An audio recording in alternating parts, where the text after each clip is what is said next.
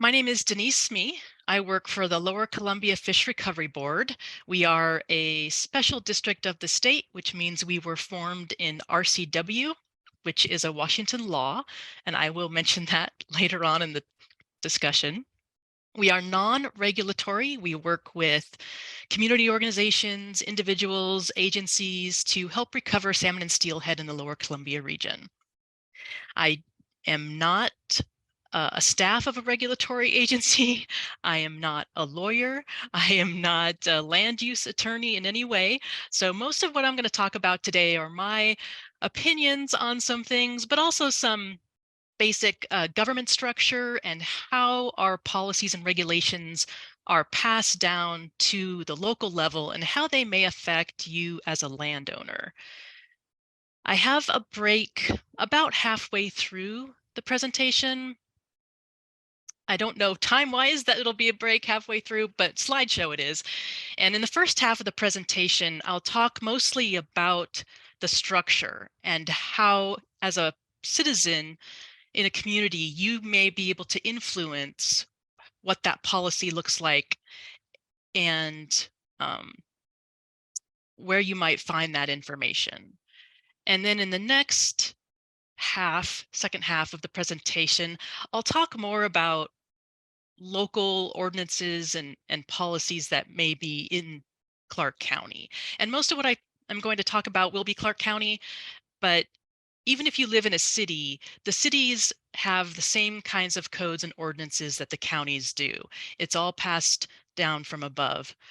So if I talk about something in Clark County and you live within the Ridgefield city limits, just go to the Ridgefield website and you'll be able to find something very, very similar to what's in the county.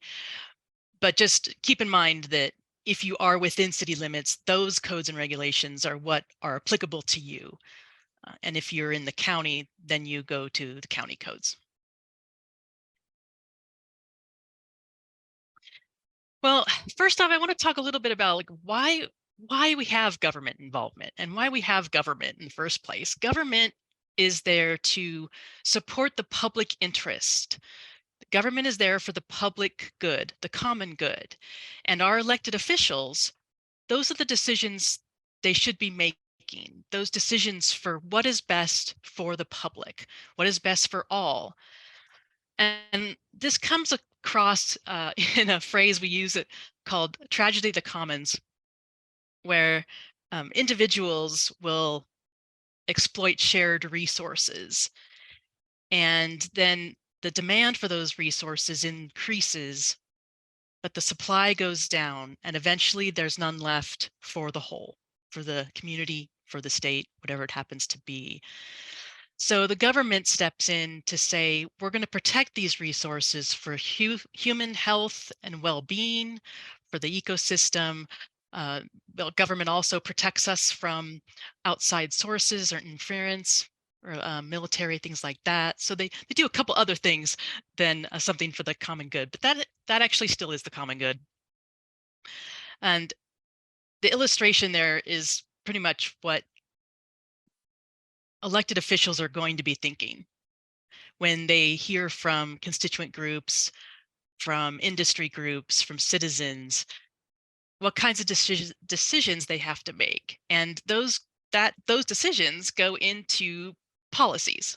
So the government structure is legislators at the federal, state, county, city level. Those are all our elected officials.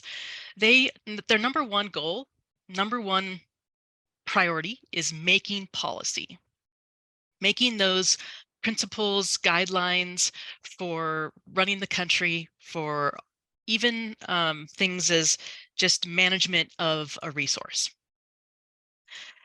Then you get into the mayor, the county executive, and the state administrator to get that implemented.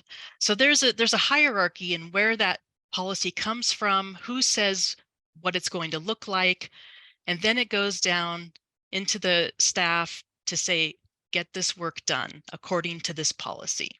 So if you're like right now, for example, the our legislature is in session, the state legislature. They're in session. They have recently moved out of bills. So the bills are brought to the legislature on a biennium basis usually. And the legislature, those elected officials from our legislative districts that we've elected, will look through all of those bills and policies, and they will change them and um, put what they think would be in the public interest in them, and then they vote on them and pass them or not. Right now, they're looking at budget items to go along with those bills or other programs. They're looking at how much money the state has coming in. So there's a lot of pressure and a lot of responsibility. And there is not really, there's no qualifications for being a legislator or an elected official. You don't have to have a certain amount of education. You don't have to have a certain amount of experience. So sometimes our legislators maybe don't understand their role about making good policy for the public good. Or maybe they support one interest group over another. So these are things to consider when you hear about a policy or a policy is affecting you and your property. It's good to remember where that policy came from and who in the future you would talk to as a citizen to impact that policy. And I'm going to pause because this is a really dry topic and I don't know how to make it more entertaining. So I I will try to not like bore you to sleep with all of this information. And hopefully I promise to get into more of how it's going to impact you as a landowner, or how it does impact you as a citizen or a landowner. So a little more background and a little drier, even more topic. The difference between a law and a policy, and also not just the difference, but all the different, we call them different things as well. So in a law is laws are the set standards and principles that you have to follow. It's a law. You are required to follow that. This is what you're going to do. Most laws come from a policy, and a policy is just a standard or a principle or what we should be doing to have a certain outcome. So policies are about making choices. So if a policy starts at the federal level, it's telling the state usually to make these choices to realize this outcome. So normally they have uh, choices to make, but they're also uh, just lost the word. Oh, up for interpretation. That's what I was trying to remember. There is interpretive in policy language. So the feds may say, you know what, we want clean water, and we think these are going to be kind of the minimum that we want for that water. Now, state, you make it happen, kind of thing. So that's pretty vague, but you get the idea that a policy is not really a rule or a law, but laws come from those policies. And I put healthcare policy on this because it's been in the news with COVID, especially. The federal government said, you know, that we should do this, we should do that, should do this, should do that, you could do this. But you know, each state had the ability to choose whether, you know, what process they took and whether they wanted to do that. And even it went down to the counties in some cases for um, what they wanted to do. That was missing a slide, I think. No? Oh, okay, never mind. So examples of federal policy: Clean Air Act, National Environmental Policy Act. Clean Water Act in 1972 was a big one. Water, as you can well imagine, impacts everybody. Everybody needs water for their health, for just existence. And these are all public environmental policies, of course. But it's interesting to note that almost all of our environmental policies came around in the 60s and 70s, early 70s. And there just became an awareness in the nation around that time that we needed to take care of our public resources. And I think the awareness came when it was affecting human populations and realizing that we need the public good, the public society needs those resources. This picture is a picture of the Cuyahoga River in uh, Ohio. It caught on fire, literally caught on fire because of the toxins that were in it. And this is in 1969. So it's recent history essentially. You have, people in the community still that were alive during this time and when industry was polluting the rivers enough to catch them on fire. So it was a big time in our history for environmental policies. And here's some more for state. So state followed right along, for most part, with the feds. Um, so we had the Shoreline Management Act, which I'll talk a little bit about later, the Forest Practices Act, State Environmental Policy Review, and the Growth Management Act. We didn't really get on board with that until the 1990, 91 in there. And it's interesting because the other states like Oregon, they enacted their Growth Management Act in 1973, following all of the other ones. Not quite sure why it took Washington so long. But the Growth Management Act includes some of the other acts. So these are all intertwined.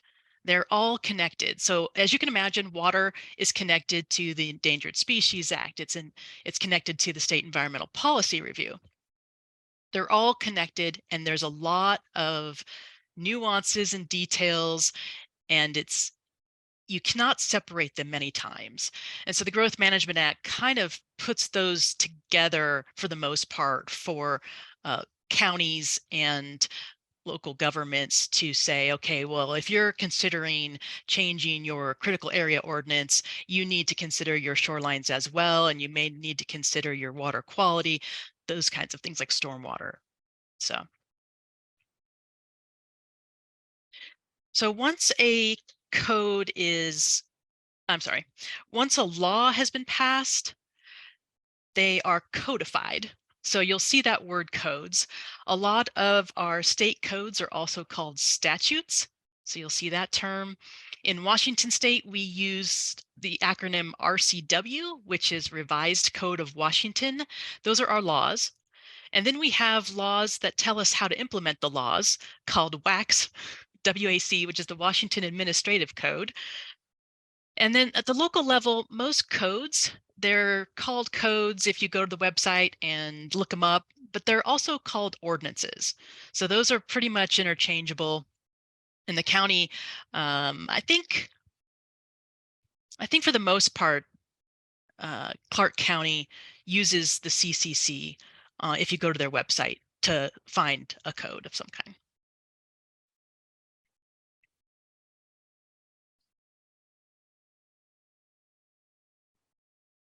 There we go. I want to mention that we have policies and codes and laws and ordinances. They're not all regulatory. The state, local counties, of course, they recognize that forcing people to do things isn't the best option in most cases. We would like to see people do things voluntarily, and they always try to leave that option available. There are voluntary assistance organizations and agencies like the Conservation District. The Conservation District is non-regulatory. It can help you with soil management, erosion, if you have a stream or waterway, what you can do with that stream or waterway. A lot of times the voluntary programs like the Conservation District can work with the regulatory ones and tell the county, for this example, say, I'm working with this landowner to restore the riparian area. So if you hear something, just know that we're working together. We have a plan. Here's our plan. It works really well when those communicate. And when people use those voluntary programs, it really helps the greater good as well. Because regulatory programs are really hard to enforce. So those are the voluntary assistance organizations and agencies are what I would call kind of an active voluntary approach. They also have educational programs. So the state funds educational programs through local communities and organizations. And that's kind of like what you're doing now. And we hope that you can take away with you some information to help you take care of your resources as well on your property. I wanted to give an example of some of the I want to say, I don't want to say impacts, but maybe why we might have a regulatory response, or why we'd have voluntary or regulatory in the first place, I guess. Just kind of an example. So in this case, we're looking at the population is the impact to our resource. And since 1990, the Clark County population has doubled from 238,000 to 480,000. La Center has doubled since 2020. That was the last, no, 2000. That was the last census from the amount of the data we have is from 2000. Yes. So La Center's doubled since 2000. Ridgefield has gone about 260% in growth, which is the fastest in the state. Ridgefield's the fastest growing city in the state. Battleground's about 120% higher in growth, and that's more than doubled. Future projections suggest that by 2040, the Clark County population will grow up to 220% more. This is something that the county has to manage.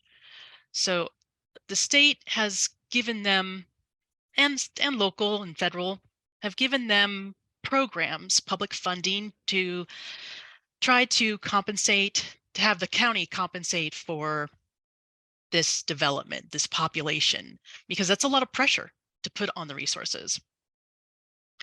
So we're going to look at the East Fork of the Lewis River in Clark County, which is home to those cities I just mentioned, La Center, Ridgefield, a little bit of Battlegrounds in there too.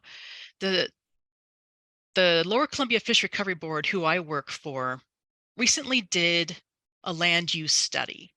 And we used the East Fork as our pilot project. And we looked at what those agencies and organizations, the primary ones, which are on the right there on the left, what they've been doing in the watershed, how it's been impacting the riparian areas, the critical areas, and if those regulatory programs and voluntary programs are working. And mainly, we just want to know, are we even protecting kind of the baseline of our resources? So are they not getting worse? Are they getting worse? Or are we doing enough? And these agencies and organizations over here that I've listed all have primary programs that restore, protect, conserve natural resources in the East Fork of the Lewis River.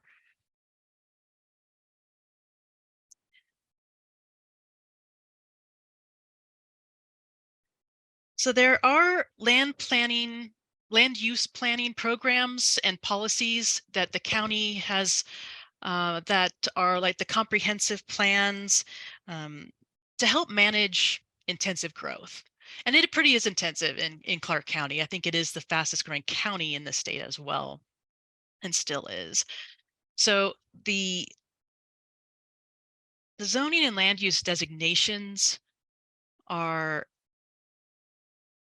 sorry, this is a different map.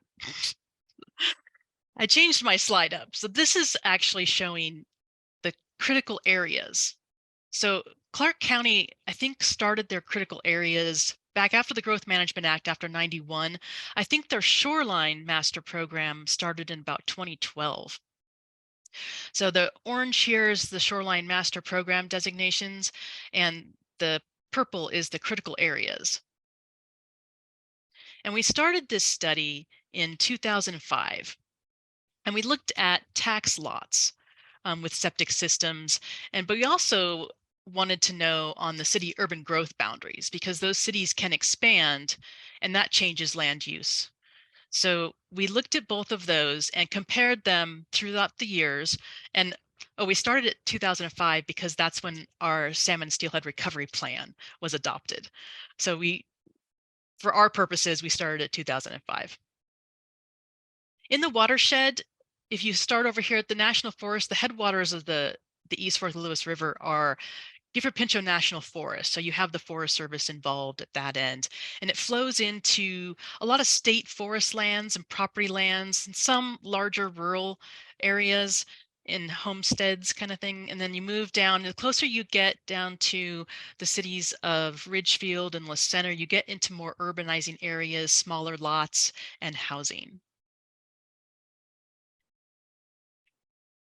So over the 13 years, we found that the tax lots you can see here grew exponentially and are definitely within some of those shoreline critical areas that we looked at before. And we found that although there is a lot of restoration work, protection work, and conservation by all these community organizations in the East Fork Lewis, we are still losing ground. And the regulations, while reduce impacts, they really don't they don't impact enough the growth. I mean, the growth is going to happen whether we have conservation programs, regulatory programs, whatever kind of program you want. It can't stop that growth. When it's that intense, especially, enforcement and compliance with those regulations really don't happen either, because there's just so much that a staff person can do at the county, for example. So it kind of, with that kind of population growth, we found that it's really difficult to enforce or get compliance with any of the policies and regulations, which is not surprising.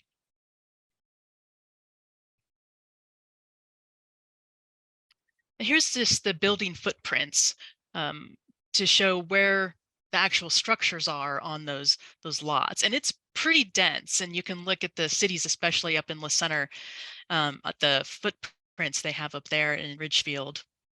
And the interesting thing about this is, again, so the policymakers, the legislators make these policies, send them down to the county, and the county commissioners decide how to enforce, how they're going to manage those with the policies, and then ask the staff to enforce them and to implement them. So when you're at the county and you have a staff member who has just basically been told, here's the regulations, you need to make sure people follow them, that could be one person at the counter in community development.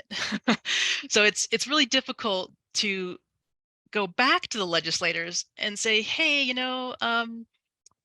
there's no way this is enforceable, or there's, we're struggling with this kind of thing, because the staff just don't have the capacity to do that a lot of times. So I just want to mention that to keep in mind when you are working with a staff member at the city or the county or something.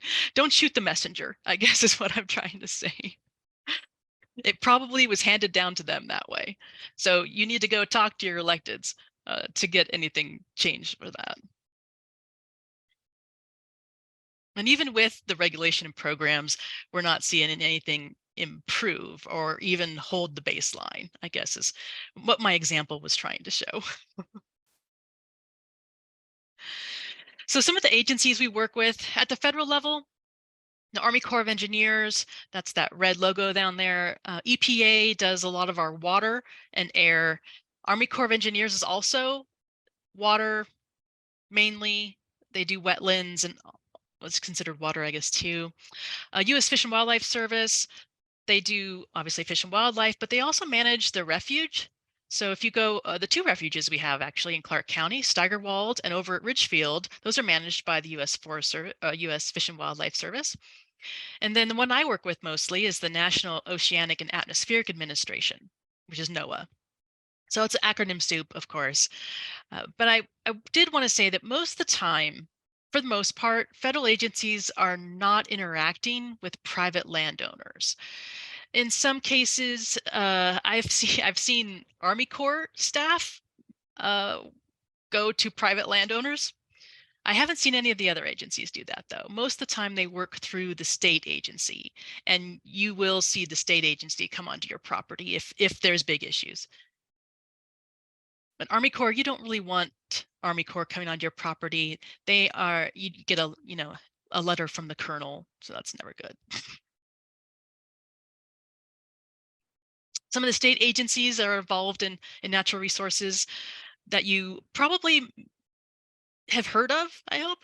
Department of Ecology manages our water, Fish and Wildlife, and Department of Natural Resources is our forestry mostly. They also do school lands and other public lands. And they will definitely they all have, I'll say, regional, if not local offices. So they're really easy to find. I think if you go on their websites and Google uh, Fish and Wildlife local to Clark County, and they have an office up in Ridgefield.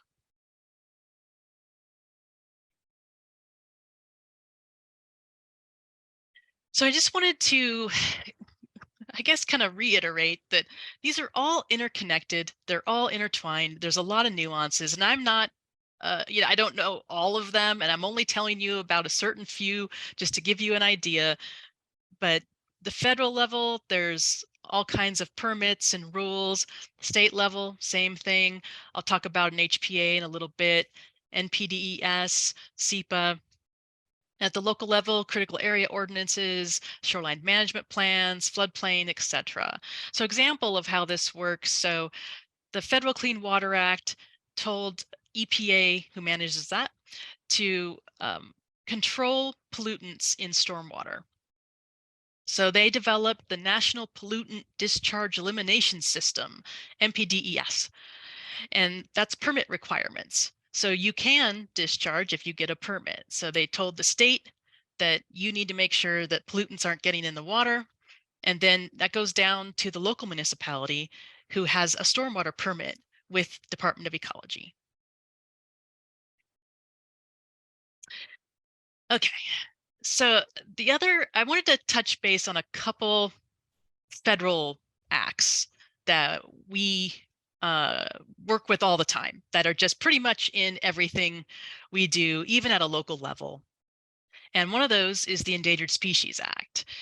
It was designed to protect and recover imperiled species and the ecosystem. So it's not just the animals. A lot of the plants are considered threatened, and their ecosystems where they live a lot of times are protected as well.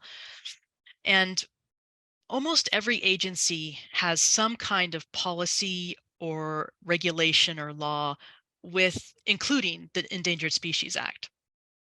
In these photos, I have a white oak, which is a threatened species here in the state. And that's true too. So the state has a list of its own threatened and endangered species, as well as the federal level. So there's another level of interest there. This orca is a southern resident killer whale, and they live up in the Puget Sound. That's the resident. Most orcas will travel up and down the whole west coast of the country, up into Canada and in Alaska.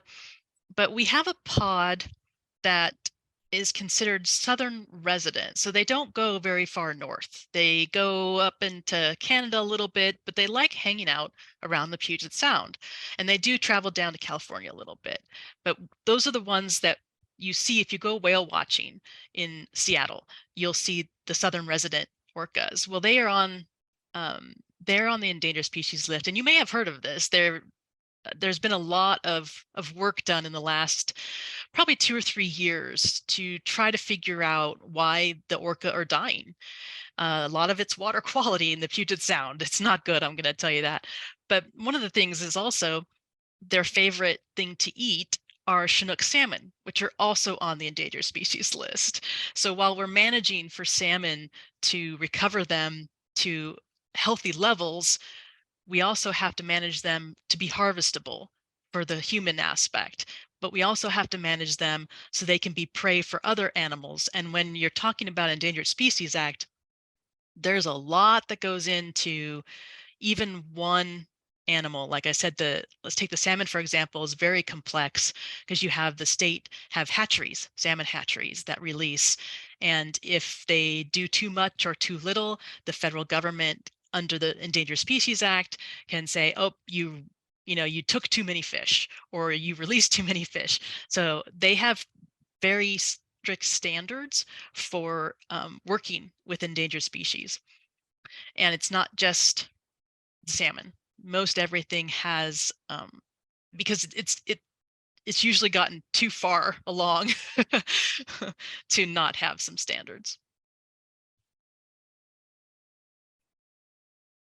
The Federal Clean Water Act is another one that we always encounter. And of course, it's water, and water is everywhere. We use water. It's huge for ecosystem health, people health. We use it for other, everything basically. So this was one of the first and most important federal policies that came down.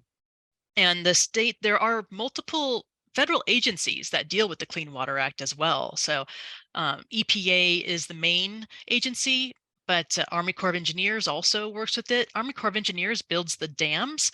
So the Bonneville Dam, John Day Dam, all the ones on the Columbia they've been built by Army Corps of Engineers.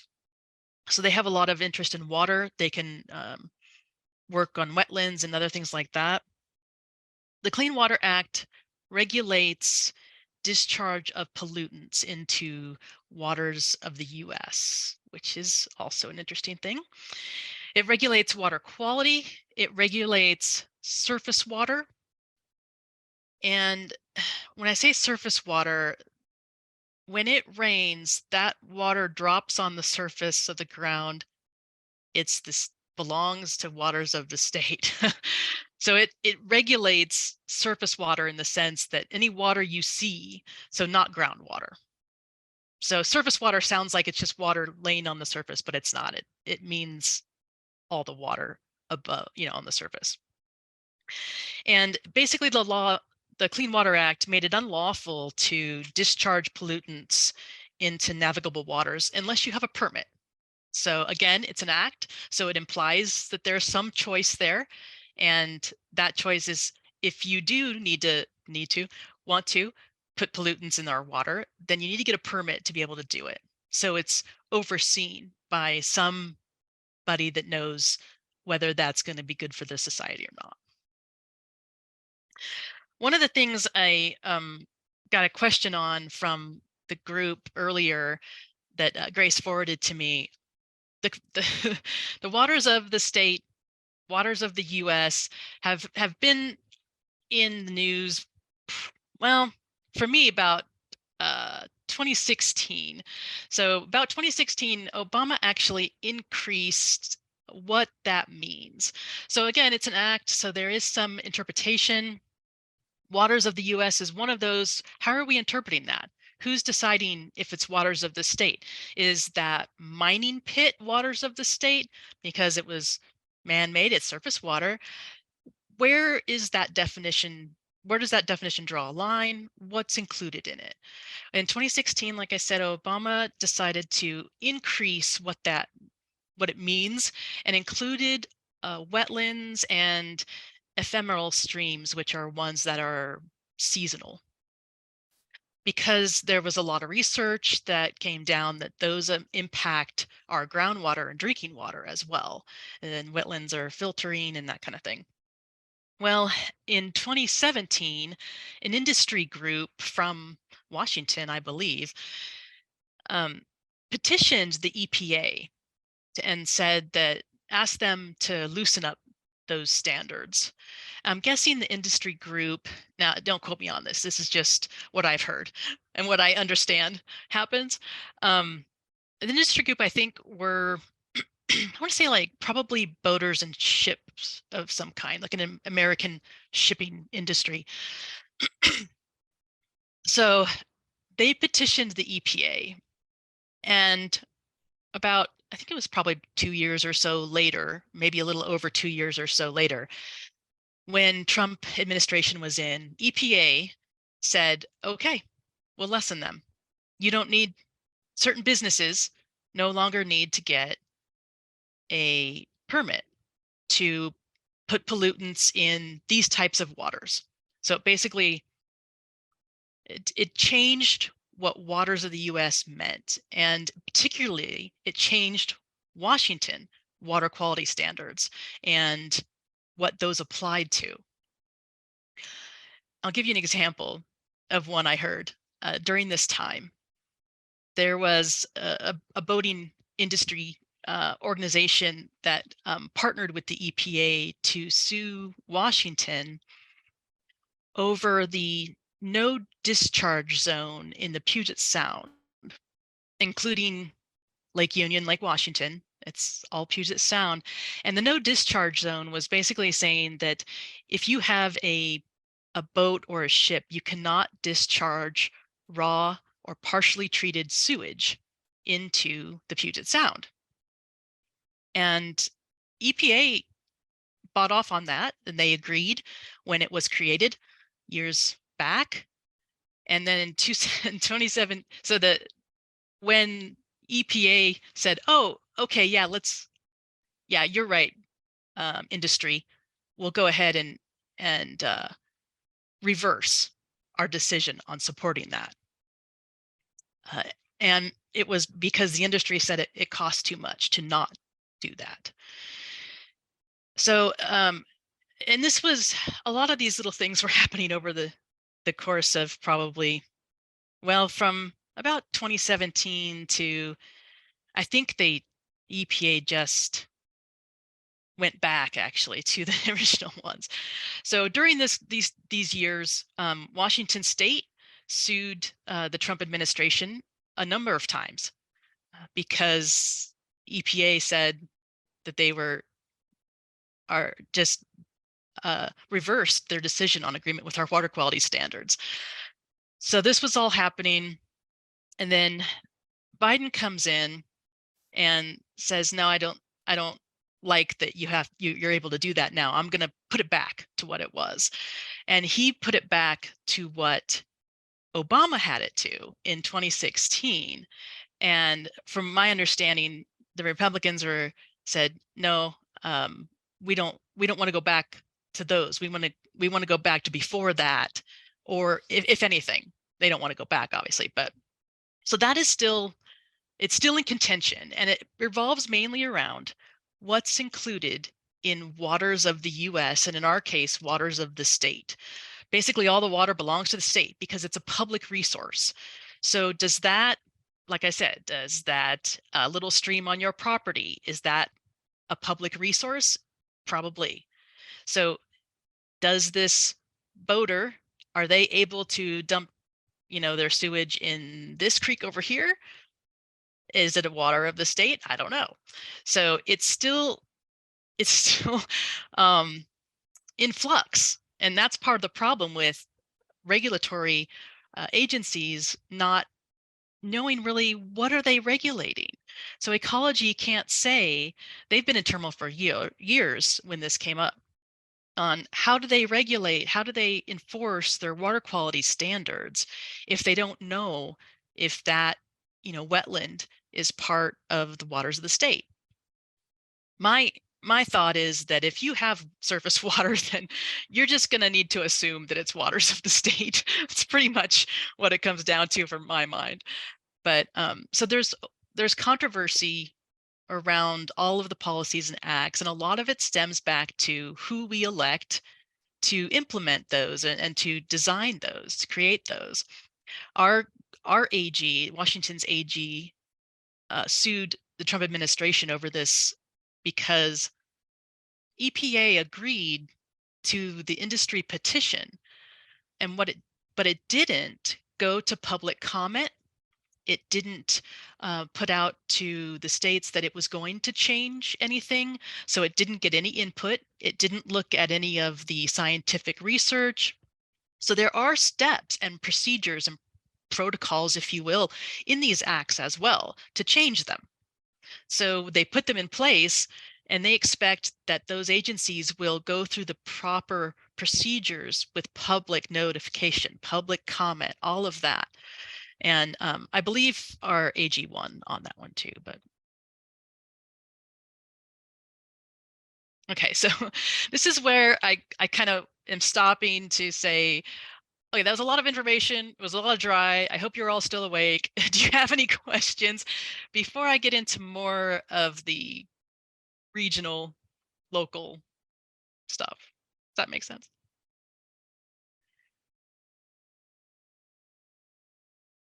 Yeah, I think that is a great place for break for questions, because there were a few as you were talking, and I'll just convey them now. One person had a question about rain barrels and how they relate to surface water. Can you have Good any knowledge on question. that? And I actually have a couple slides on water rights and rain barrels later in my presentation. So I'll answer that then. Okay. Good question. And then a second question, similarly asking about ditches or riverways, or like what if there are, oh, let's see, there's kind of a continuation here. When there are issues with streams like flooding or log jams, like who, you listed sort of all of these different federal, state, local. The question is sort of like who's in charge of addressing those issues when it is considered like a surface water thing. Maybe you could sort of help us tease apart who do we call, and it's not the Ghostbusters for one. Yeah. And I have that further in my presentation as well when we get into when we get into more of like, if this is on your property, what do you do about it, kind of thing. But you're right, there are, so if there's a creek, I'll just mention this now while the question's there. If there's a, let's say, a creek on your property, it's flooding, there are multiple agencies. If you wanted to do something with it, that is. Usually if you want to do something with it, you're going to need to talk to the county if you're in the county, and they can usually direct you or direct a permit authority to you. So you'll need a permit from the county, depending on what you're going to do. You'll need a permit from Fish and Wildlife, depending on what you're going to do, and possibly Army Corps if it's a wetland, depending on what you're going to do. So it all comes down to the activity and actions that you're going to take on your property. And I can talk a little bit more about that, but yes, they are all intertwined, and there are probably going to be multiple agencies. But if you go to the county staff knows what you'll need. And I would actually advise you to use the conservation district. The conservation district are non-regulatory. So if they come out to your property, unless you're doing something really egregious, I mean, just like pouring gasoline into the creek or something, they're not going to turn you into anybody. They're just going to try to help you see a different path that might work better for you. Or if you want to install something across your creek or something like that, they can say, well, you're going to have to talk to Fish and Wildlife if you do this, but maybe we can get, just some, gravel over here or something. And this is how you might want to plant it. They will help you kind of figure out. And if they don't have the resources for that, and you really want to do something, you want to put in a bridge, it's going to probably take a consultant to navigate all of the things you're going to have to do. Unfortunately, in some cases, but there are so many issues with, and I'll get into it actually when in some of the impacts of streams and different things on your property and what it impacts. I know that's really vague and doesn't help with your question, but Yeah, no, I'll try to give more specific examples as we go. How's that? Yeah, I think what we're learning is that we're all very excited for the second half of your presentation too. It sounds like you have Well, some good info. I'm hoping people are still awake. It's very dry. I know. It's and Um, I hope I'm not saying don't do this, don't do that. You can't do that. That's not my intent. I think there is a, things you can do. It's not all doom and gloom. It's not all regulatory. And it has to do with how you're treating the resource in general. So, but anyway. yeah, and then there was a follow-up question during that of, does the CD require money? And I can just answer that and say no. All of our services are free because they are a public good. So please contact us, please use us. And I will say that sometimes because we are free, that does mean that our queue does get a little bit long. So we apologize if we don't get back to you like immediately, but we're there and we will answer and we will help. I'll include in our follow-up email maybe some links to kind of how you get in contact with us and how you can use our services, because we definitely want people to. Another question from a different class that we had before. What is happening from a policy perspective on opportunistically taking advantage of climate change related effects? So things like water deluges, heat waves, things like that. In other words, what is happening from a policy perspective of how do we take some of these doom and gloom and dark things that are on the horizon and kind of look towards them as like what progress is being made, what benefits are happening.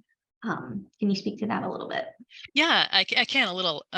So those kinds of changes in policy for us, I think as citizens in Washington, would be best to be addressed at the state level.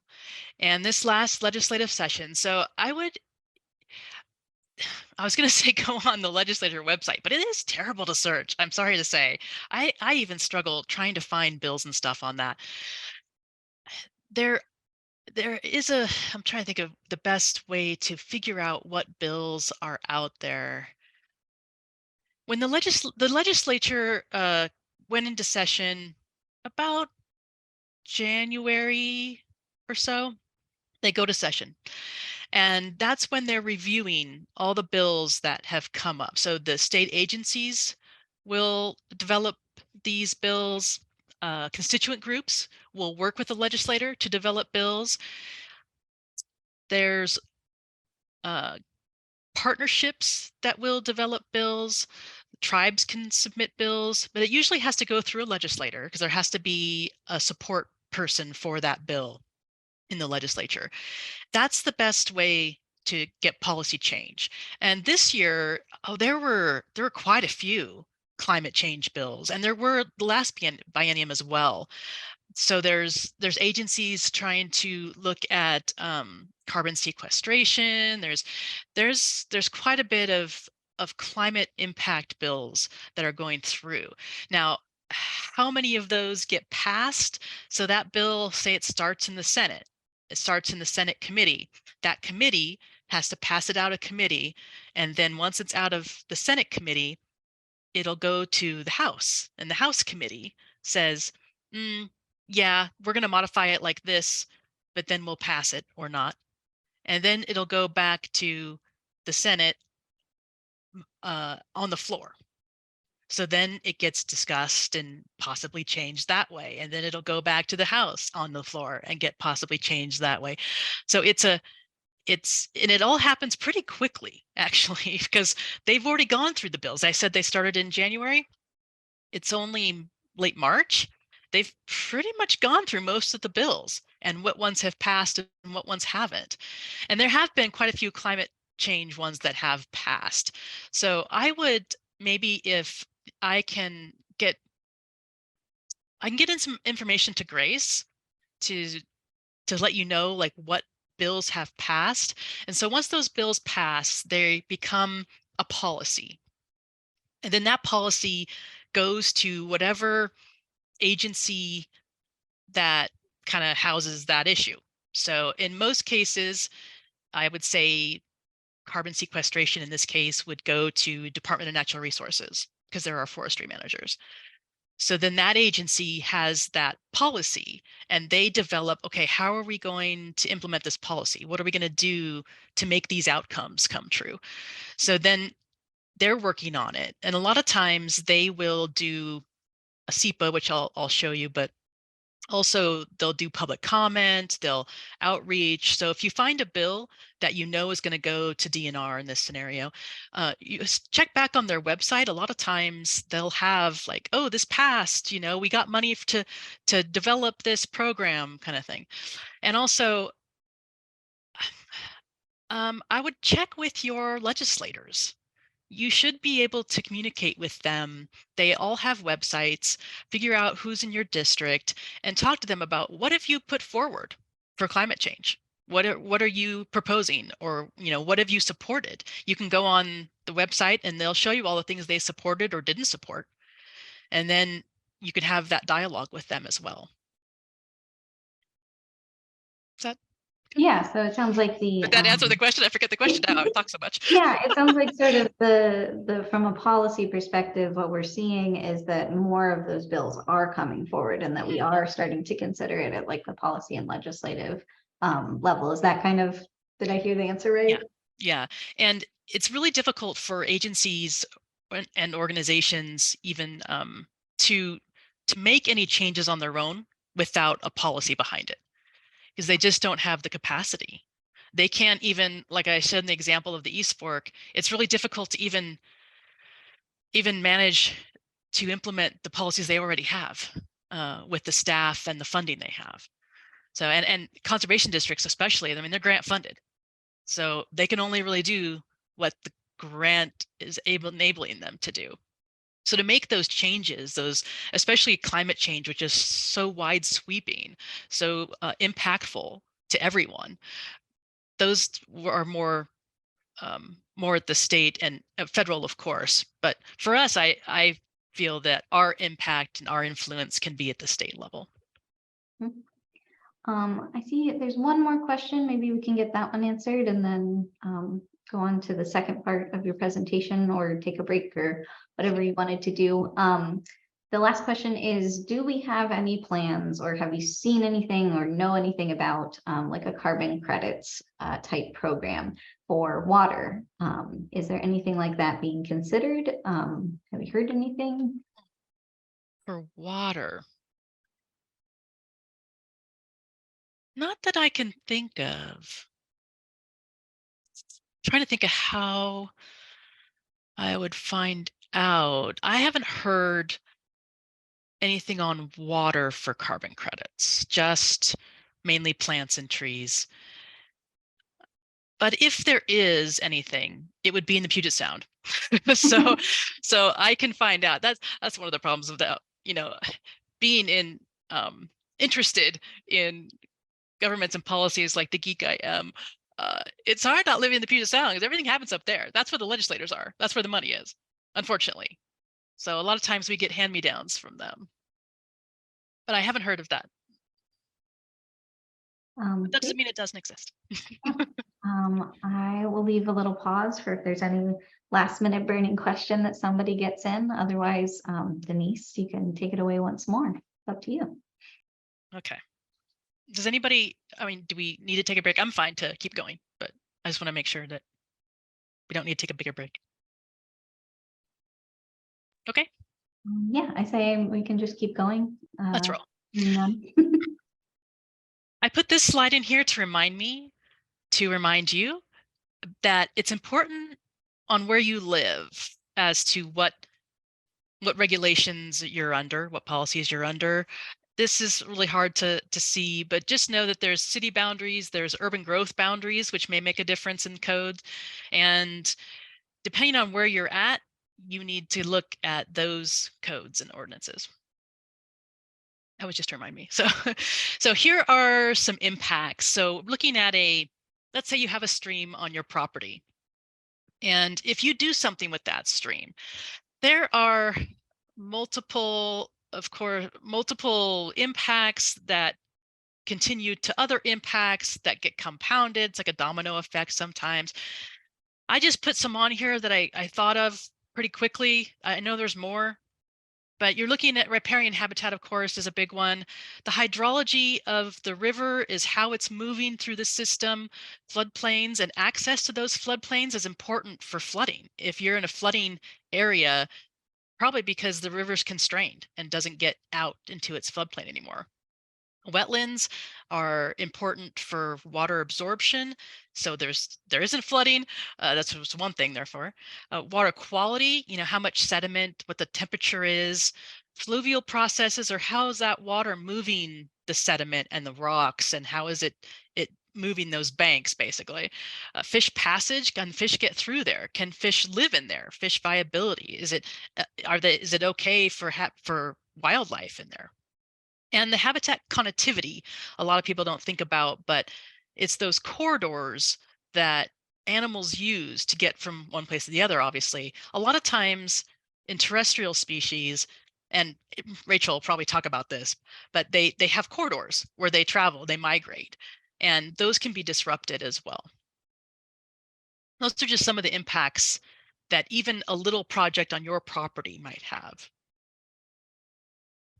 And one of the things that is kind of umbrella in policy is what we call the State Environmental Policy Act, or SEPA. The SEPA identifies environmental impacts associated with governmental decisions. Okay, so the SEPA was designed to work for, in this case, let's say county projects. The county has to fill out a SEPA, but they also have to have a SEPA for something on a private property as well. So they can review that. So they send it to ecology.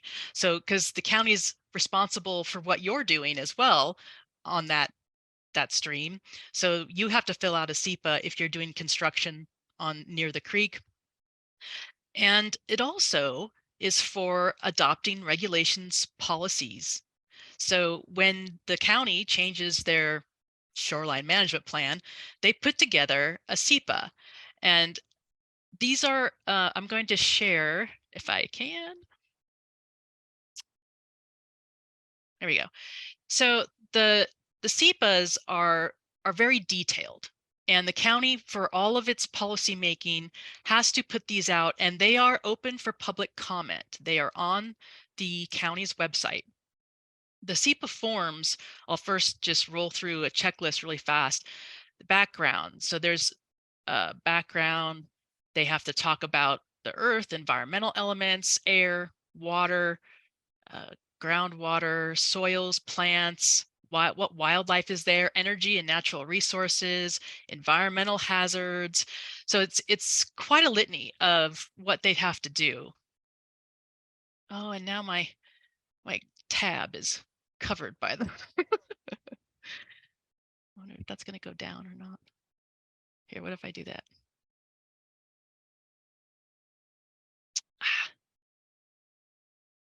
Now I lost my tabs.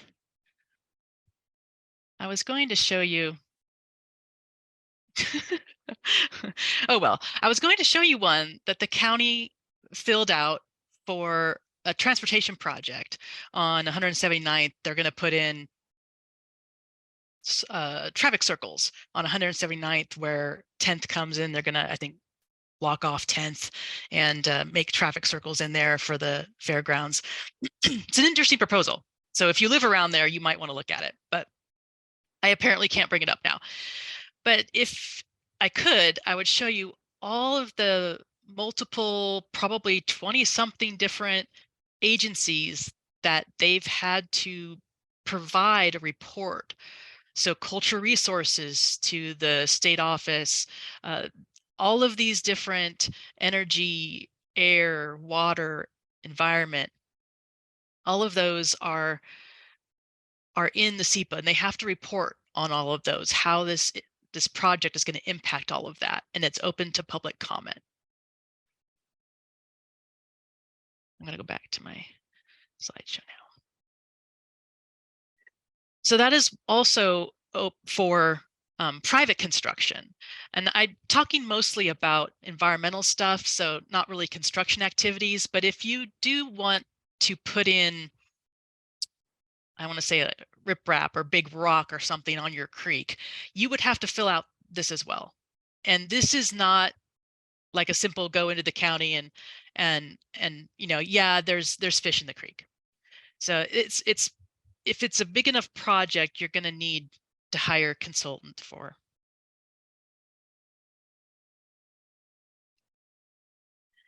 So here's an example of a local ordinance.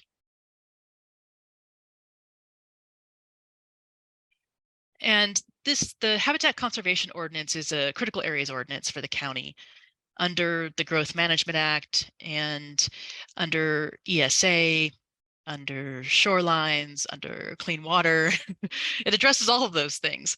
It protects the fish and wildlife while allowing use of the property. It requires a permit for clearing or basically doing anything within that area. So when the county changes any of these policies or ordinances, codes, they have to put out a public comment SEPA. They have to develop a SEPA. So all the reporting, all of the information that went into why they want the code to be this way.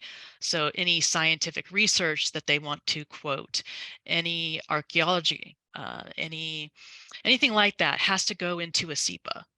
And usually they'll have attachments with the SEPA on fish use of whatever their, the critical areas ordinance is, or what they have found to be best available science, those kinds of things.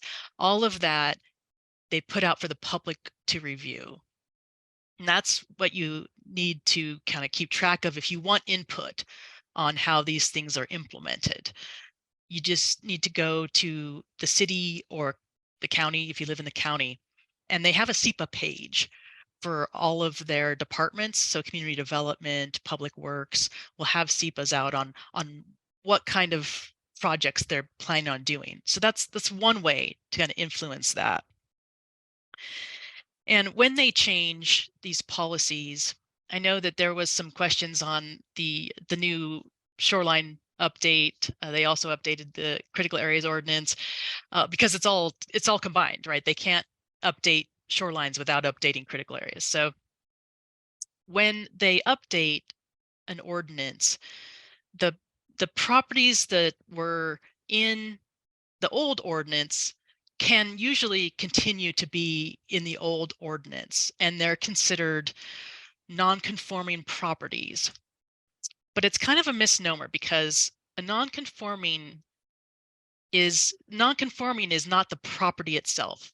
It's the use or the activity or the structure that's on that property that deals with that ordinance. For example, if you have a structure, say you have a barn and it's within 50 feet of the creek, the county passes an ordinance that says you can't have any structures within 100 feet of the creek. That property then becomes non-conforming because it has a barn within 50 feet.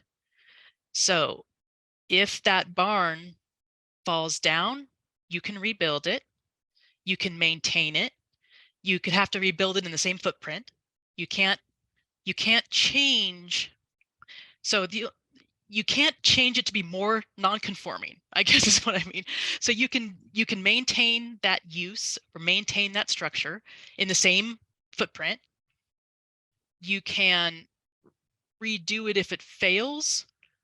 Like if you have an agricultural operation and you are dredging a ditch, and that ditch suddenly becomes part of an ordinance or part of a critical area, but you have historically dredged it, you can continue to dredge it. So it's a maintenance thing. If you want to do something different, then you still fall under the new ordinance. So it's not just anything on the property at that point. It only has to deal with the use or activity or whatever is there when the new ordinance is passed. Does that make sense? Do you want me to stop there? And I know someone had a question about it previously. That's why I'm mentioning it.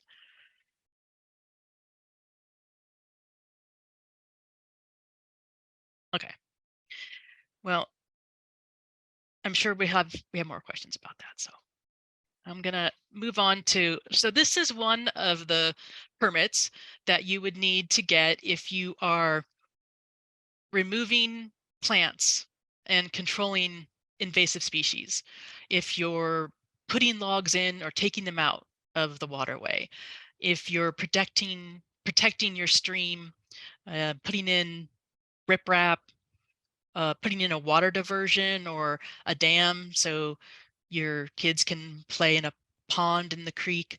Those are all things that technically DFW and the county and Army Corps in some cases have jurisdiction over.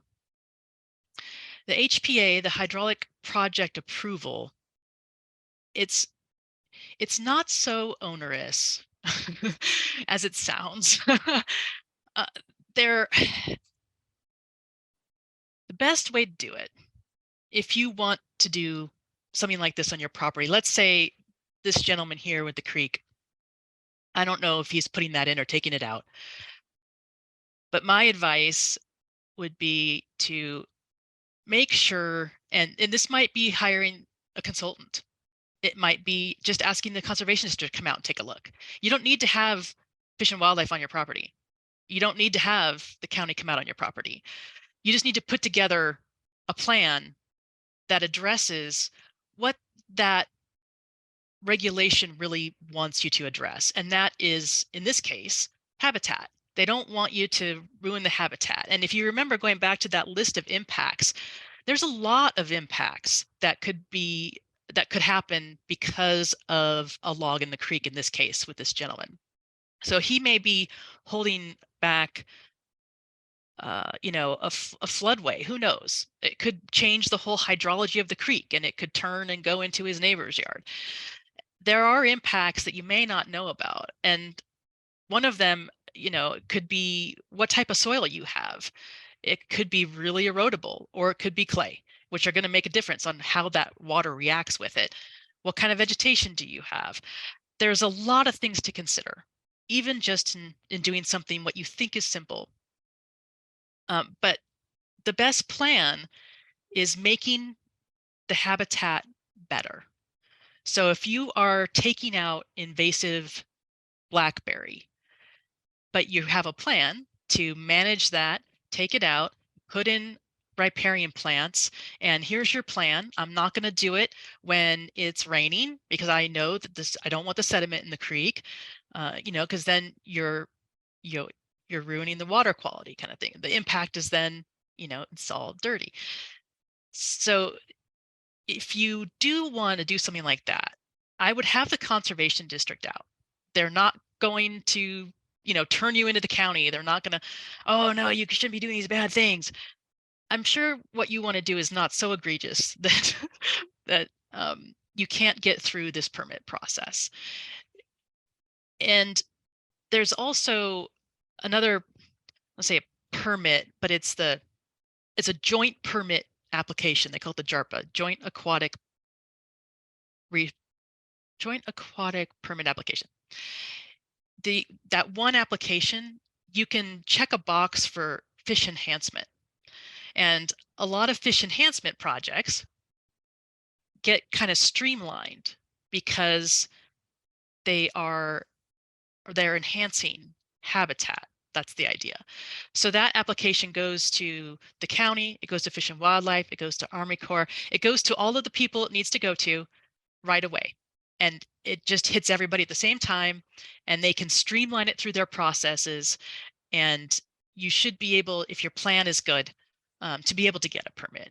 It just is going to take a little while because, well, government takes a little while, but it just takes some planning. It can be done. And sometimes it can't, to be honest. If like this picture with what I would call rock riprap, I guess. I don't know when that picture was taken, like if they had just finished putting the rocks on.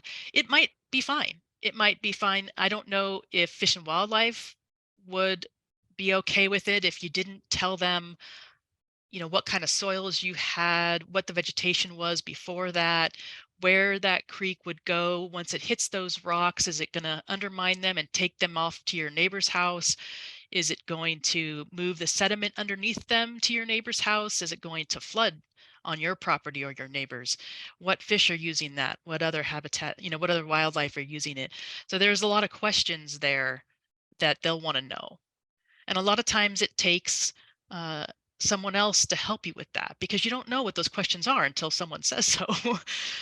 But going into a county office and just talking with them, you don't have to have them on your property. Just say, look, I want to know what do you think about this? So come up with an idea and say, if I have this creek or whatever, and I'm doing this, and if you get get their feedback. Same with Fish and Wildlife. They have an office in Ridgefield. Go in and say, I'd like to talk to somebody about restoring my creek or restoring my habitat. And they'll talk to you and tell you, I don't know about that, but you may need to find out this, or you may need to look at this, aspect, or maybe try this, kind of thing. So it's doable, but you have to be willing to work with them and give them the information they need.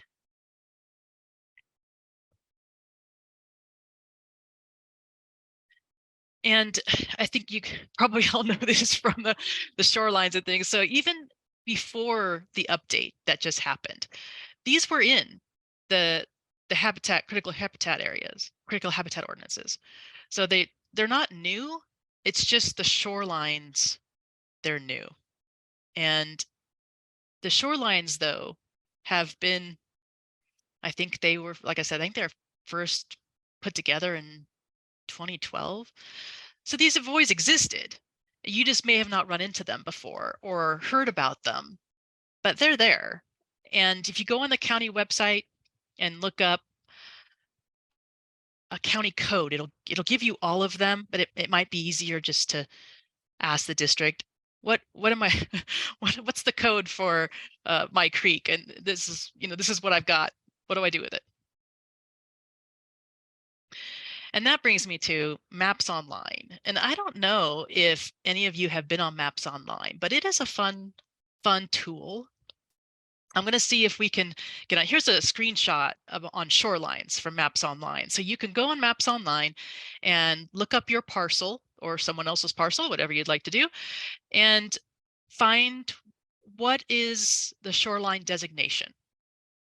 And you can, I don't know if you can read the legend on this. It might be a little too fuzzy because it was just a screen clip, but it'll tell you whether it's under shoreline or not. And in this case, you can see the buffer on this one creek, and you can see it actually, this little one goes off to over here, doesn't have anything. It doesn't have a buffer on it. So it's not under shorelines. And that'll at least help you know what do I have? What am I working with here? This is an example of how you find out if you have a stream. So this you can't see it, but the Maps Online will tell you if you have what type of stream you have. So if you have a fish-bearing stream, a non-fish-bearing stream, is it seasonal? Is it under the ordinance or not? What kind of buffer does it have if it is under the ordinance? This map will show you if you have a buffer. You can see on here, I don't know if you can see the legend, but you see the buffer on the streams, the different sizes.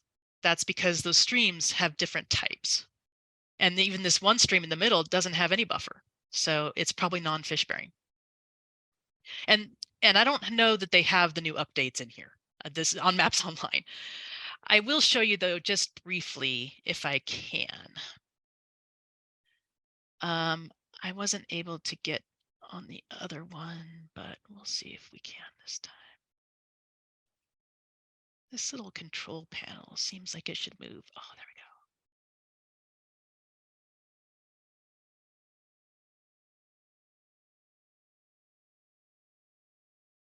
go. Okay, so what you want to do to find Maps Online is just go to the Clark County website. This is just, I Googled Clark County, Washington, and this is what came up. We're still seeing a PDF. I don't think we're seeing. Oh, okay, hold on. Let me share new here. Okay, I think, there we go. Okay. There we go. That worked. Thank you. Clark County website? Okay. So like I said, I just went on Clark County website, and if you scroll down to the bottom, you'll see this Maps Online. And this is a great tool to find out what you've got on your property, essentially. So I'm going to accept. It starts out with a general map, and I've already moved in on one, so I don't think it reverted back. Anyway, so you can go up here to find a layer.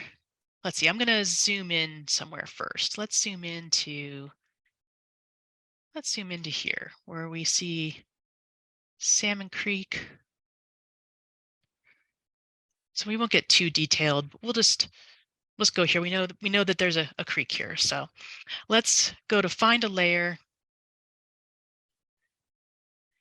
I'm going to look for stream. Is it going to pop up? Or maybe it won't. There it goes. Okay. So I want to know, so the DNR typing, I think, is what they use for shorelines, but it won't matter really which one you pick. They're all going to come up under environmental. And over here in your layers, now you see, now I have, what happened? Oop. Did that blip off for you guys? Is it back? I don't know what's happening. We can still see the map, and Okay. all the layers came up on the left side. Okay. Well, here are all your layers. And this is just just so you know it exists. I can't give you a tutorial on Maps Online right now, but you call the district and they'll help you through it. But these are all of the, I want to say, kind of ordinance code related layers for the map. So Endangered Species Act, where are your fish barrier species of concern, environmental constraints, floodplain. If you're in a floodplain, that'll show soils and wetland inventory is a good one. It'll show what soil types you have. There's over, how many soil types in Clark County? There's probably like 70 different soil types or so. I mean, there's at least 50 different soil types in Clark County. And the district can help you with those too. Water features, they have streams.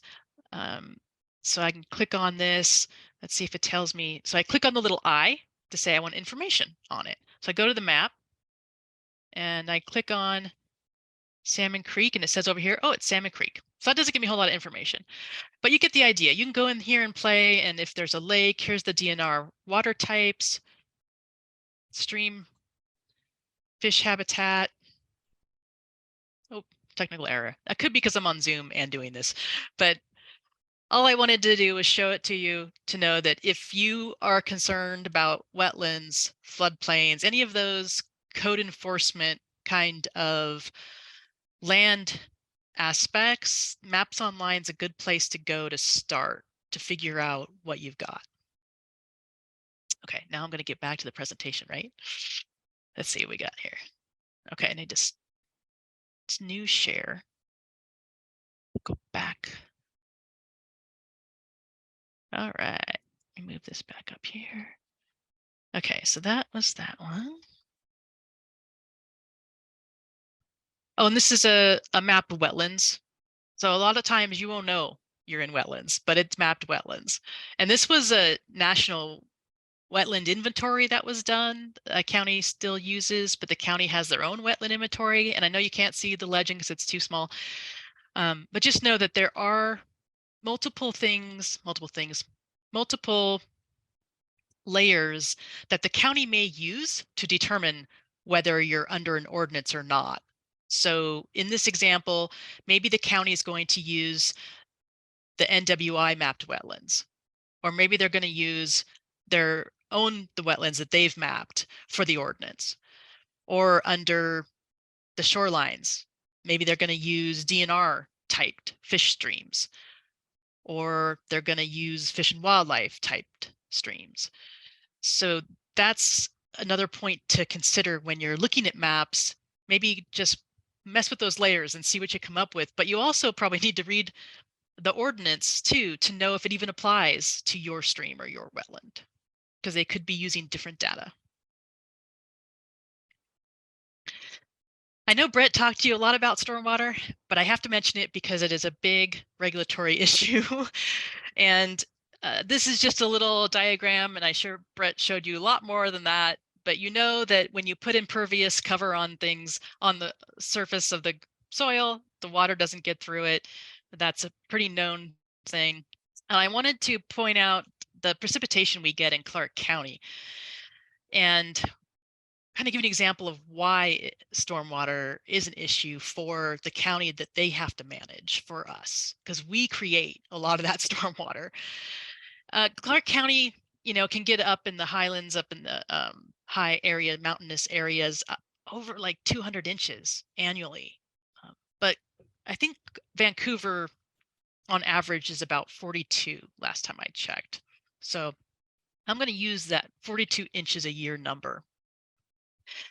And first off, so 1 inch of rain on a 10 by 10 building, a 10 by 10 roof, which is like a little shed. Basically, that 1 inch is going to make 62 gallons of water runoff. It's got to go somewhere. So if you take the 42 inches of annual rainfall in Vancouver on average, so an average roof on an average house is about 17 square feet, I think, in size. So I take that size of roof. So annually, that roof is producing 44,509 gallons of water. And that water has to go somewhere. And it's more than likely, if you live in the county, in the country setting, it's probably going back into groundwater over the surface. If you're in the cities, it's going into sewer systems. If sometimes it's going right into a creek. So just be aware that there can be a lot of stormwater to manage. So in this case, this scenario, I added the square foot of the house is 2,000. This barn is 25. And I added that 500 square feet of driveway. So that's concrete. And it's about 5,000 square feet. I didn't include the long 150-foot driveway because I didn't know how wide it was or anything else. But that produces, if you were in Vancouver, 130,000 gallons annually. And that is a lot of water. But the county is responsible for managing that because they've allowed you to build a house there and you are paying them to manage it. And they're also responsible for managing on their own roads, especially, and their own facilities and parks and things like that. And just the road system in Clark County, I don't know how many square feet that is, but it's a lot. So stormwater is a big issue for the county to contend with. And the more development they have, the worse it gets because there's more impervious surface and the water has to go somewhere. I'm going back to my first diagram of how policy gets handed down to the local level. Clark County, this is where they're at. They're in a phase 1 stormwater permit, and it is, so in this policy, they've handed down from ecology. In it, it has minimum requirements that they have to meet, and it depends on how big you are. So there's standards in the policy as well. Some counties are under a phase 1 stormwater permit, some are under a phase 2. Some cities are under phase 1, some are under phase 2. So it depends on your size, on how many regulations you have to deal with, and what kind of minimum standards you have to meet, and how that is going to work within your municipality. So I just wanted to mention, I don't know if Brett did, but the county has to figure out how to manage all this stormwater. So we do, and if you live in Clark County proper, unincorporated, you're paying anywhere from $1.82 to $3.92 a month for the county to manage the stormwater. That's not a lot, and the lower number is because you probably have acreage and you can disperse your own stormwater. But that also goes toward the roads account, because you're driving on the roads and there's stormwater that hits the roads, so they've got to manage all those ditches and everything else too. So it's not a lot. In the other permit county, there are 4, I believe, phase 1 permit counties in the state. Clark is one of them, and King, Tacoma. No, King, Pierce is the county. Tacoma is the city. So King, Pierce, and Snohomish. And Clark, like it has here, is very low for a stormwater management fee. Snohomish, which is the next one up from Clark in the phase 1 in terms of size, they charge, I think their minimum is like $9.50 a month, which still isn't a whole lot, $9.50 a month, up to $10 and something. So it's not a lot for the amount that they have to do. And here, this picture is a county employee that's, they're managing this stormwater pond for this subdivision. And a lot of times when the subdivisions go in the past, sometimes the contractor would give the management of that stormwater facility to the neighborhood to manage. But for the most part, the county would take it on.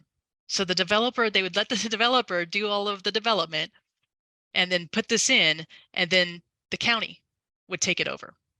And so they've got a lot of management out there. I'm sure Brett talked about all that, so I don't want to get into that. But the other cities on here are cities that are in I think these are all phase 2 cities. I don't think any of them are large enough to be a phase 1. But you can see all the different stormwater fees, and that's going to be how they're managing and what activities they're doing for the stormwater fee. I know Clark County has been sued at least twice for not meeting the minimum requirements of their stormwater permit, of the NPDES permit, and they've lost both times. So.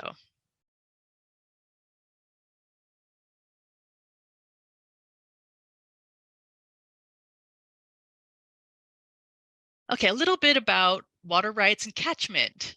So this question was asked by someone a little bit ago. You technically, you need a water right if you use any amount of surface water for any purpose. However, if you use groundwater from a well, you can. If you're on your house well, you use less than 5,000 gallons a day. You can irrigate your lawn or your non-commercial garden in a half acre or less in size, or to water your animals. That's no problem. But you need a water right for any amount of surface water. That was really a hot topic a few years ago. Someone at Ecology decided that, wait a second, all these people are putting in rain barrels. That's the state's water. They can't take the public water and out of the water system and use it. So that was actually, it was in legislation for quite a while. It was a lot of debate, and they did land on, okay, you can use a rain barrel if the rain barrel has to stay on the property where it's being collected. The water has to stay on that property. You can't collect the water on one property and move it. And it can only be collected from existing structures. You can't build a barn just to collect the rainwater, which I hope no one is doing, but that you can't do that. And it can't negatively affect existing water rights. That's going to be, first off, it's going to be very difficult to do, to say that you're collecting enough water to impact a neighbor's water rights. So let's say, for example, there's even a golf course, because they have to have a water right. Let's say the golf course next door, if you would have to collect so many gallons of water to affect their water right. I mean, there's going to be water for them probably. Um, the I don't think this is an issue for anybody, but I've seen some big, like in this picture, for some reason, there it goes. This picture, this catchment system isn't affecting anyone's water right. And this is like a farm using irrigation. They have a water right. And the way it's interesting too, because the way developers get around this, you don't need a water right for groundwater from a well. Well, how about all these subdivisions going in? Do all of these contractors get water rights for these subdivisions, for these houses? Do they, every one of them put in a well? Well, they can't do that. That would definitely take the water right from someone, even farther away might lose their water right. If you put 20 houses, every one of them have a well, that might affect the water right of the guy down the way. So what they've ended up doing in some cases in housing divisions, they'll put multiple houses on one well. So you might want to look into that. I don't know if any of you are in the county and in this kind of situation, but you may not really have that much water to use because contractors don't need to get a water right to be able to do that. And I have seen where it does affect water rights in some cases. There was a farm near a, a lot of subdivisions, and a lot of subdivisions go into farmland because it's usually good draining soil. It's usually pretty flat. So it's prime house growing locations. But that really affects the water rights of the agriculture next door.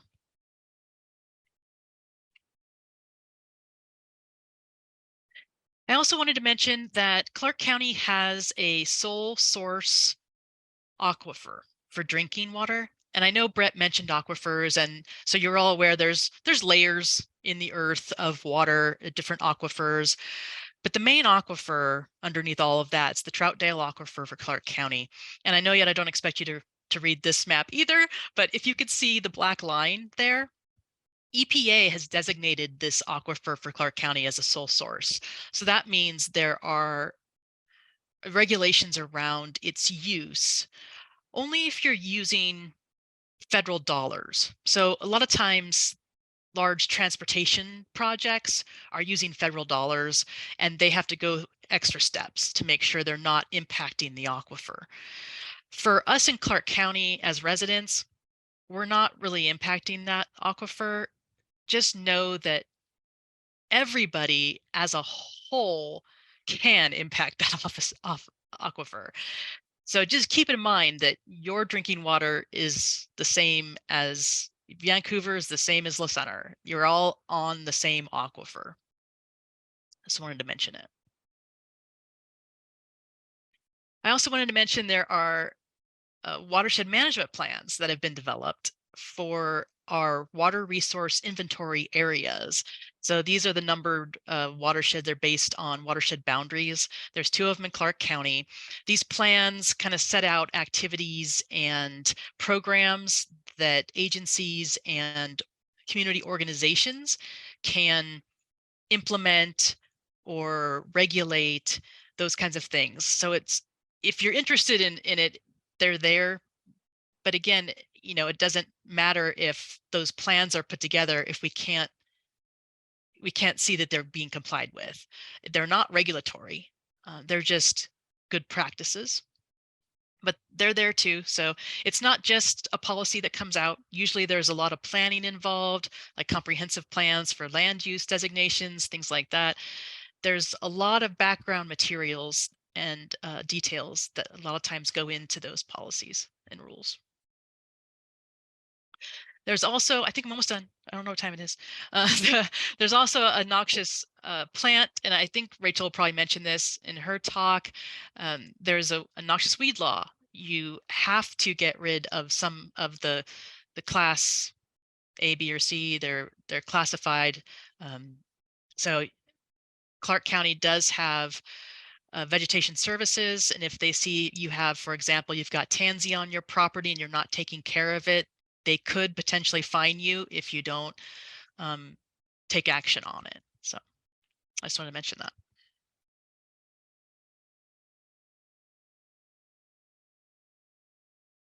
Oops, wrong way.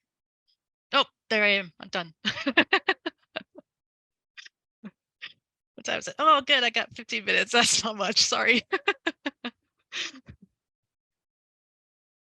No, I thought that was great. Thank you so much. We did have a couple of questions for that section, so maybe like 1 or 2 questions, and if we don't get to the rest of them, I can send them to Denise as follow-up, and we can send them along in an email.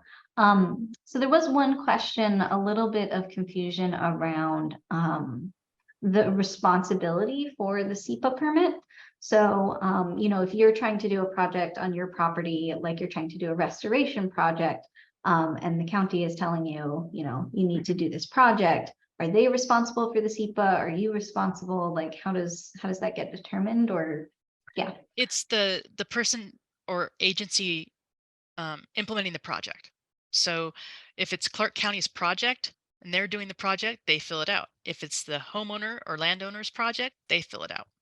And that's part of the difficulty in doing that is most homeowners, landowners don't know those the questions. They can't answer those questions. So it's some sleuthing, it's some asking questions, it's hiring a consultant if that's what they need to do. It's not all things though that need a SEPA. Those are pretty big construction projects for private property. Just the creek one, if just the creek one, if you're just doing like creek restoration, I think you could get by with no SEPA if you work with the district and Fish and Wildlife and uh, yeah, maybe the district of Fish and Wildlife is probably not the county. That's the other one. If you kind of work with them and come up with a good plan for fish enhancement, that's fish restoration, fish habitat restoration, you can go through that streamlined permit process. And you don't need the SEPA unless you're really, I mean, if you're bringing in like big rock or you have like a bulkhead, I mean, it has to be a pretty big project to have to go through the SEPA. So I mainly wanted to tell you about the SEPA because all the agencies, cities and counties have to fill out the SEPA on pretty much anything they're doing, even policy work. So if they're changing a code or changing an ordinance, they have to put together that SEPA. And that's a good information for the public to know what's going on. So those are something to look for. You can go to their website and sign up for updates, and they'll send you the SEPAs or comments, that kind of thing. And when they do change it, they give the county councilors all of the comments, all the public comments, if someone sends something in. So they do get to the counselors, whether they read them or acknowledge them is something else that you can't, no to that, but that is a way to be heard. And then sort of a little bit later in the presentation, there was a question about, and I was curious about this too, because it's come up in a few of our classes. We've talked about that stormwater fee and the fact that it's like pretty low relative to the growth that we're seeing. What goes into determining that and who determines that? And yeah, just sort of the question around like in general, what factors go into that fee? Yeah, so our Clark County stormwater fee started probably, I don't remember when, but it was because the counselors at the time, the commissioners at the time, there were 3 of the commissioners then, they didn't want to impose a tax. And they felt like if they could meet the requirements without imposing that tax, they would. Well, they didn't meet those requirements. And Department of Ecology, along with some other constituent groups, sued the county. So the county, kind of in almost a knee-jerk reaction, implemented a stormwater fee. And there was a ton of backlash for them implementing that at the time. People were angry that they now had another tax to pay. So the commissioners were pretty spot on with the outrage that the community had. citizens don't understand. They didn't know that's what the county was under. That's why they implemented the fee. It's just another tax on your tax roll. So they implemented that, and it was very low. It still is, until about 2014, 2015, and they got sued again because they still were not meeting the minimum requirements. So the judge ordered the county to give $3 million over 5 years, put in $3 million over 5 years to water quality projects in Clark County. So they upped the stormwater fee for those 5 years to get some of that 3 million. They took some of the 3 million from other, like road account or something, and they upped it, the stormwater, and they did that. They put in the money. And then once that 5 years was over, they decreased the stormwater fee again. So it all has to do with the commissioners. It was all commissioners at that point. So I'm not sure, we could never really determine why. Why not leave the fee? I mean, the public already knows it's on their tax rolls. It's been on their tax rolls for 5 years. But I guess they were honoring the commitment that the commissioners made to the people when they first did it. Like, this is only for 5 years, and then we'll take it off. So they did. Is it in the public interest to do that? I don't know. But it's definitely a tax adverse community, I guess. And that's how people see it. That's all they see, is that it's a tax. So that's why the commissioners have kept it low, because they don't want that backlash. But it's the commissioner. So if you feel like they're not meeting what you think is best for society with stormwater, then it's the commissioners that make that decision. Okay. And then, yeah, one final question of, so someone, I don't know, I like this one a lot.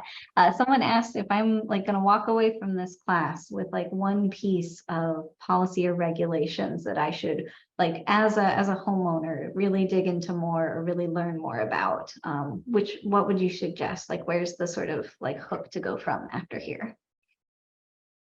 Which is like, I know it's hard to take all of them and narrow down. Yeah, Good probably. choice. Maybe a couple. It's hard. I would say my first thought is, well, it depends on the land use. If you have a stream, I would start with like fish and wildlife, of like, how do I make that habitat the best it would be? And if I want to do this to it, what are the impacts? And try to find that out and talk to the district. I think my response is talk to the conservation district, because if they don't have the information, they can help you find it or find it for you. And if I had just a lot, a piece of property, I think I'd look at stormwater. I think I'd look at water quality on my own property and see if there's anything I can do to help that. I'm a big soil geek, to be honest. Soil is like the unsung hero. I encourage everyone to look into your soils, see what kind of soils you have, what's their water holding capacity, where's your water table, what kind of drainage does your soil have. I think a lot of the issues that homeowners have on their property is because of the soil they have. And like I said, there are a ton of different soils, a ton of different qualities to those soils in this county. It's so diverse, and it really makes a difference. And a lot of times, if you're in a subdivision especially, they scrape off the topsoil and you're not left with anything to absorb water. So you're getting ponding, you're trying to get the rainwater off. It's not going anywhere. It's making a mess and flooding your neighbors. If you want to tap me for that, Grace, I'll do a soil class. I know, that's what I'm thinking. I'm like, wow, we should hear from Denise on soils next. Yeah. Well, thank you so much for your knowledge on both soils and on policy and regulations. I did see a lot of questions in the chat that were sort of specific to like, well, on my property, like, what about this related to water rights? Or like, what about this related to, like what statutes are in place on my property? Definitely like contact the district. We can help with figuring all of that stuff out, figuring out like where to start on those projects. That's what we're here for. With our last 4 or 5 minutes of class. I just wanted to remind everyone, next week, we are going to be at the Casey Center starting at 1:30. We do have that potting week workshop that is going to be just before that, like it's starting at 10. So if you want to come early, work on that and then go on the plant walk, I think that's a great idea. I'm also going to throw out, I know that you all thought because you are virtually attending that you could escape the post-class evaluation, but we do have a survey for you to fill out. So I just put the link into the chat and hopefully you can see that. Go ahead and fill that out after the class. Take your last 5 minutes to do so. And if anyone has those follow-up questions that they're like really burning to get answers on of like, no, I really want like Denise to help me out with this and give me, you know, the little nitty gritty, please do reach out to Denise. Her email is right there and I'll include it on the follow-up email. There are like, and then that goes for all of our speakers, that they all really want to hear from you and they want to follow up with those one-on-one conversations and get into the weeds and maybe even the soil, right? Thank you everyone for listening. It's like I said at the beginning, it's pretty dry. So I appreciate you sticking around.